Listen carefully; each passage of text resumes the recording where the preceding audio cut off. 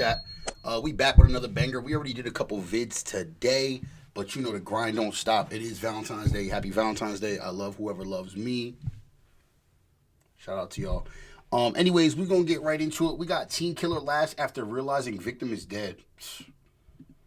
Oh, before we start, I'm going to give y'all 5 seconds. Before we start, look, the other finger's there too. Just chill on me. Look, I said I'm going to give y'all 5 seconds, but you couldn't really see the... Anyways. Give this video a like right now. Before we start it up, that's all I'm asking for. It costs $0 for you guys to like the video. That's all I'm asking. Nothing more, nothing less. Give this video a like. Hopefully you subbed up, turned on post notifications, because we're going to be dropping every single day this month. You know what I'm saying? Follow the journey. It's grind season. Let's get after it. I will murder you. I will murder you. I will murder you. I will murder you. I will murder you. Oh.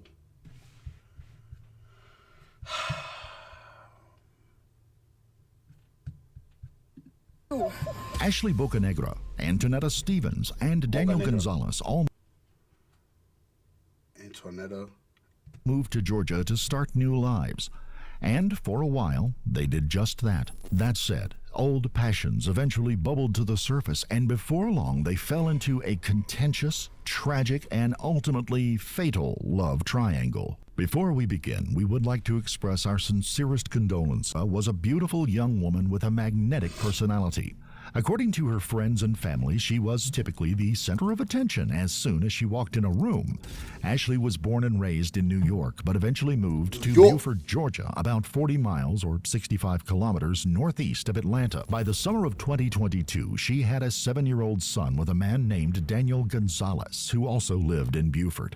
The fact that Ashley and Daniel had both moved to Georgia is pretty telling, and it probably wasn't by chance. They had a passionate on-again, off-again relationship for years, but at that point they were both in serious relationships with other people. Daniel was engaged to a woman named Antonetta Stevens, who he had known for about 5 years. Ashley was engaged as well, but they saw each other all the time because she was Daniel's supervisor at Floor and Decor, where they both worked the night shift. They alleged... We're already on like red flag 3, red flag 4. First off, you his manager, y'all at the spot together, y'all got a kid, y'all moved. It's too much. It's too much. It's too much. You need that space. Allegedly regularly had relations at work when no one else was around, but for some reason, Daniel told his 17-year-old sister Janine about the affair in early August. This was odd because he knew that Janine and Antonetta were best friends. In fact, Janine felt like Antonetta was more of a sister to her than Daniel was a brother. Janine initially promised Daniel that she would keep the secret to herself, but she broke down and told Antonetta almost immediately. Shortly thereafter, they saw Daniel with and a sister Ashley like that, you don't need nobody. Walking together at a convenience store near their apartment. Antonetta suspected that Daniel had been cheating on her for some time, and at that point, she knew that her womanly intuition had to be spot on. Needless to say, she was hurt, confused, and downright angry. After all, she was under the impression that they had moved to Georgia to get married, raise their children, and put their pasts behind them. But now, the man of her dreams was cheating on her with a beautiful young woman who was his ex-lover, his boss, and the mother of his son.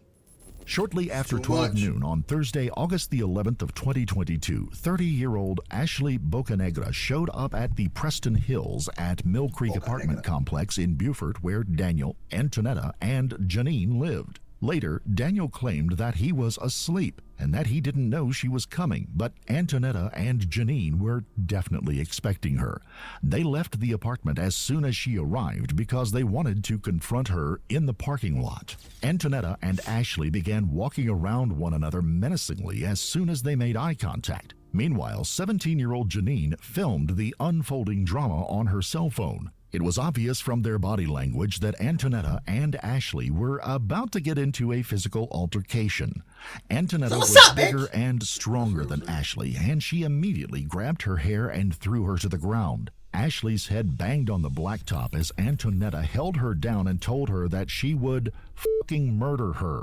The fight was lopsided from the very beginning. While Ashley was on the ground, Antonetta snatched the cell phone out of her hand and gave it to Janine before resuming the assault. Ashley repeatedly told Antonetta to get off of her and let her up. We don't know exactly what happened next because the authorities did not release all of the footage on the grounds that it was too violent and disturbing. However, Antonetta clearly held Ashley on the ground and continued to assault her, and Janine eventually joined in and delivered a few hearty kicks to her head as well. Moments later, witnesses saw them dragging Ashley through the parking lot by her hair. Antonetta told Ashley to say hi to Daniel a number of times.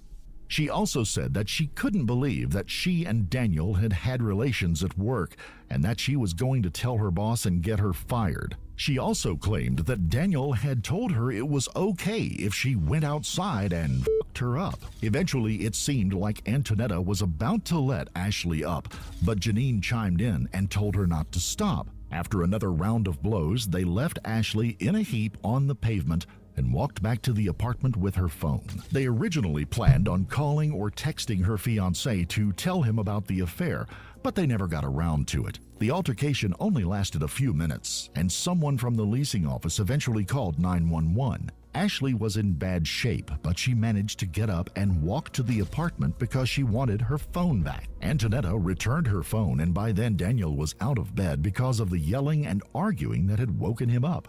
He went to the door to see what was going on and instantly recognized. Yo, chat, it's never that serious. Trust. There's mad niggas in the world. There's mad bitches in the world. Females. Sorry. There's mad females in the world. Like, come on, chat. That Alicia and Antonetta had been in a fight, but at that point, Ashley's injuries didn't look that serious. She was able to walk normally, and other than a few puffy red areas, her face wasn't that swollen. She eventually made her way back to her own apartment, but she was in far worse condition by the time her fiancé got home later that afternoon. He immediately drove her to the hospital where emergency room doctors determined that she had fractured ribs and several internal injuries. And to make matters worse, her face and neck had become so swollen that she was having trouble breathing on her own. Officers arrived to investigate the incident shortly after the 911 call came in. When Daniel answered the door, they asked if they could speak with the two women who were involved in the altercation. She's been sleeping with my fiance. She works over there. She's his manager, and she keeps on forcing him to have sex with her after he's been cut it off, or she's gonna fire him. And we ended. She didn't force him nothing. She didn't force him nothing. That's cap, Antonetta, and you know it's cap.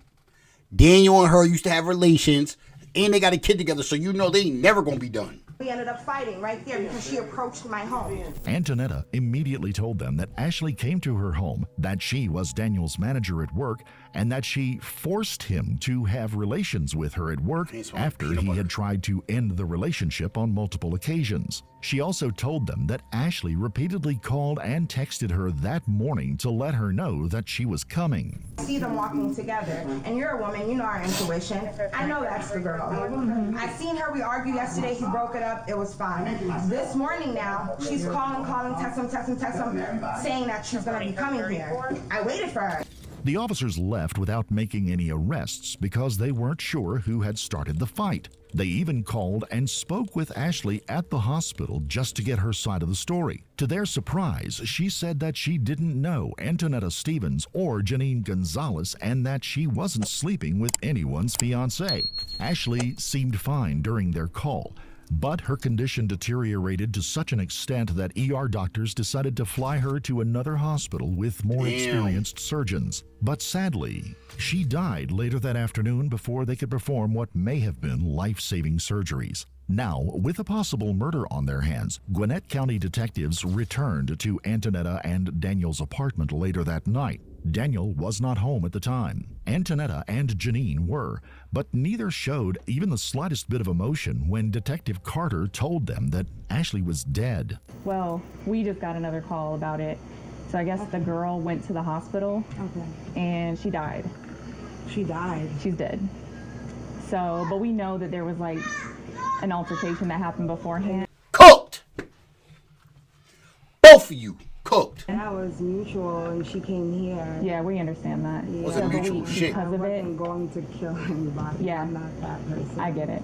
Yeah. But because of that, we have to kind of talk to you guys and get a more formal statement. Sure, okay. But you were saying, bitch, I will kill you. That's literally what you kept saying over and over and over again. We have it on video. We're watching it right now. Antoinetta, I hate your name. Wow, I'm so sorry. Antonetta did say that she was sorry and that she never intended to kill anyone, but she reminded the detectives that Ashley came to her home. This statement was obviously meant to place some or all of the blame on the victim. The implication was that the fight never would have happened and that Ashley would still be alive if she had not come around looking for trouble. Antonetta also told detectives that she was suffering from depression and bipolar disorder because she and Daniel moved to Georgia to start new lives, and she never thought that he would cheat on her with another coworker. Basically, cheat on me with someone at the workplace. You know what I'm saying? So we would like to get like a formal statement, so we're going to ask that you come up to our headquarters and talk to us. It's just right up the street. Detectives did not question Janine at the apartment, but they were pretty sure she participated in the fatal fight. A few minutes after arriving, they asked Antonetta and Janine to come to the police station just down the road so they could ask them a few questions. It's unclear if Antonetta and Janine were transported to the police station in the same vehicle, but they were placed in separate interrogation rooms immediately after arriving. Antonetta's demeanor and body language were relatively somber, but she told detectives that she didn't go out looking for trouble and that she never intended to get into a fight with Ashley. She also expressed remorse for her death, but again, she made it clear that she came to her home where she lived with her fiancé Daniel and their... I mean, listen, she did go to her home, but that whole, you can't say she came to your home and then you jumped her and you killed her. That's not how that works. This was exactly what she said earlier that day, but Antonetta eventually hung her head and said that it was all too much. And shortly thereafter, she told detectives that she wasn't going to say any more and that she wanted an attorney. I will say that, I don't go out looking to harm anybody. That's not my intention. I do feel, What is Shorty on IG? Harm anybody. Oh no, that's the video. I'm that's tripping. Not my intention. I do feel, very remorseful about anything that has happened with that young lady. I'll also say that, it wasn't my intention to even get into an altercation with her today. She came over to my place of residence looking for my fiance. We argued. I was hit. We fought. I feel really bad, but I don't know. I'm just, this is just too much. Okay.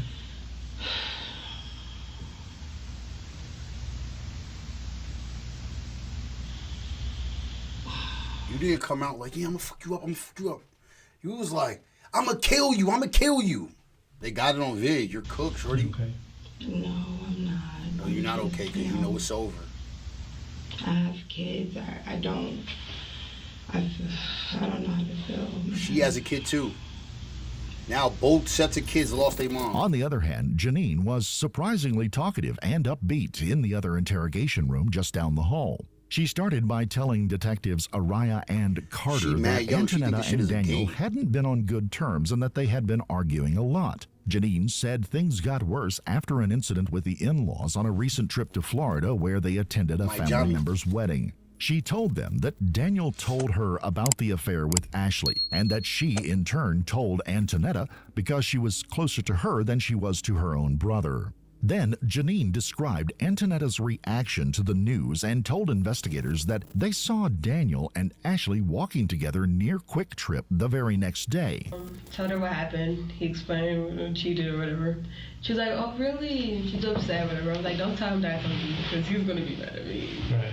According to Janine, Ashley came to the apartment because Antonetta and Daniel were splitting up, and she was kicking him out of the apartment. She readily admitted that there was a fight that afternoon and that she and Antonetta took Ashley's phone. However, she said they only took it because they wanted to call her fiancé to tell him that Ashley was cheating on him. All you gotta do is Yo, I hate this younger generation. They think they could get away with everything. They think they so slick because they be seeing this little BS on the internet. You not getting away with this, and you now an accessory. So let's see what happens to you, Ashley. And Fiancé to tell him that Ashley was cheating on him. And Antonetta saw the messages, so she decides, like, yeah, now she's about to come see you. Now I'm about to beat her up, cause you just saved me from her the other day. No, you know that's how it was. So she's coming. So Antonetta and me, we go, and she comes to the house. You know, big fight. It's a big fight. So after the fight, we took her phone. We were gonna call her husband to let her know that, you know, to stir some out. She also told them that Ashley came to the apartment when the fight was over and that they gave her phone back, and that they had no idea what happened after that because they closed the door and went back inside. I don't know what the hell happened after. Next, Detective Araya asked Janine if she had ever been in a fight. She said that she had, and she got a little flirty when he told her she had wide shoulders and an athletic build. I really look athletic. Yeah, you look athletic. Yeah, you got some shoulders on you. Why would you do that? Yeah. You don't know if I just care about these shoulders.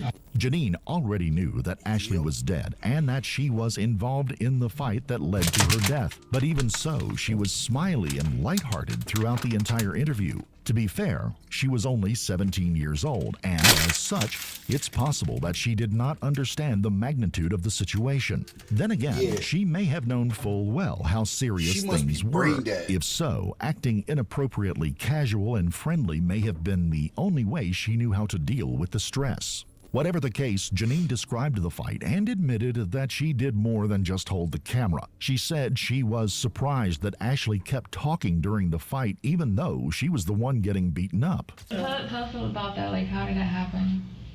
It was very vivid.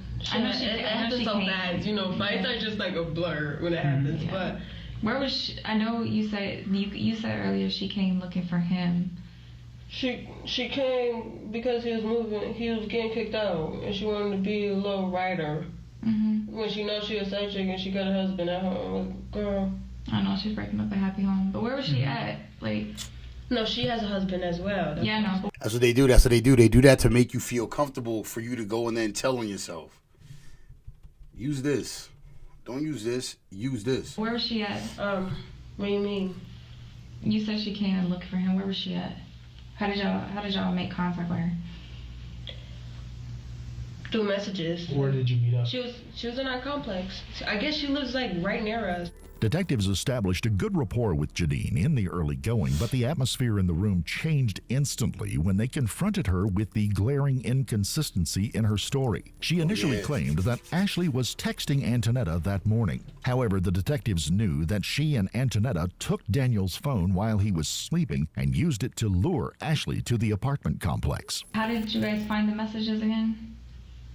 His phone. Okay, did you find it or did she find it? She found it. Antoinette? Okay. How did she, like, where were you at? Did you come, how did that happen? She came to me, we were reading the messages. And we were like, yeah, that's the girl that we just saw. Yeah. Yeah. Did you guys text her? What do you mean? Did you guys send messages to her? No, we don't got her number. No, I mean from his phone. Oh, from his phone? No, I don't think so, no. Okay. You sure? Yeah. Because you messed up your story a little bit. I already read the messages. You messed up a little bit. What was the messages? He wasn't getting kicked out. Yes, he was. You're caught! What the hell? You're caught! Yo, she think this shit is a game. I hope they, Oh, they slay Shorty in court. I don't know. She think this shit is play. At the end of the interview, Janine seemed mildly... Somebody died, and you had something to do with it. And you think that you're just gonna keep giggling and laughing and picking your pimples on your shoulders? What's up with you? Amused when detectives told her that she was being charged with robbery. She laughed and admitted that they took Ashley's phone, but she reminded them that they gave it back later. After this short exchange, they told Janine that she was also going to be charged with murder. I told you she wasn't leaving unless we gave her back her phone. We just did it so we could call her husband, but we changed our mind. Okay. We had her phone today. She got her phone back. She say it was okay for you to take it? No. Okay, yeah, that's a robbery. Other charge is murder. Murder? Yep. You're being charged with murder. Me? Yep. Boom! Janine said it was crazy, that life was It's crazy. That's too bad. Janine said it was crazy, that life was crazy, and that it was too bad. According to her, all she did was pull Ashley's hair. I barely laid hands on her. All I did was pull her hair. At the end of the interview, Janine laughed and joked with the photographer who took her mugshot. She and Antonetta were arrested and charged with robbery, aggravated battery, and Hold on, chat, she I don't and think y'all can Antonetta... see what's going on right now. Let me move this right here. Cause Shorty is bugging. Janine laughed Look at and her. joked with the photographer who took her mugshot. She and Antonetta were arrested and charged with robbery, aggravated battery, and felony murder, and transported to the Gwinnett County Jail, where they were held without Gwinnett bond. County? Daniel We're had cooked. injuries all over his back and shoulders when Gwinnett homicide detectives showed up at his apartment later that night. He couldn't say how he got the injuries, but Antonetta may have attacked him before or after the altercation with Ashley. Whatever the case, it was apparent from the very beginning that he had feelings for Ashley and that he was concerned for her. He even gave detectives his phone and told them that they could search through his call and text records to help them figure out who instigated the fight. The only thing she said... Daniel looked like somebody that be getting beat on by his girl, number one. Number two, how you sleep through all of this, bro?